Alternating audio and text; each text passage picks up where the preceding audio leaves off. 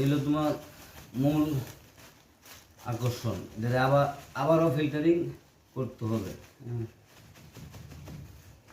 এটার ভিতরে মনে করো 70 ভাগ আয়রন আছে, 25 ভাগ অ্যাসোপুর সিলিকা আছে। এই সমস্ত silica zircon, rutile, ilmenite, magnetite, garnet, monazite, কার্বোডাইস, নিউক্লিন, রাসায়নিক প্রযুক্তি, পারমাণবিক প্রযুক্তি, ইউরেনিয়াম, চুল্লি ও বিমানে ব্যবহৃত থাকে। তাই আমি মাননীয় প্রধান উপদেষ্টা স্যারের কাছে আমার আকুল আবেদন, বাংলাদেশ বিনিয়োগ উন্নয়ন বিটা নির্বাহী চেয়ারম্যানের কাছে আমার আকুল আবেদন, আমার এই মজুত করা খনিজ সম্পদ বিনিয়োগ করার জন্য আহ্বান জানাচ্ছি। বিনিয়োগ করতে পারলে আমাদের এই তথ্য প্রযুক্তির মাধ্যমে হাজার হাজার বেকারত্ব লোক কর্মসংস্থান দেওয়া সম্ভব হবে।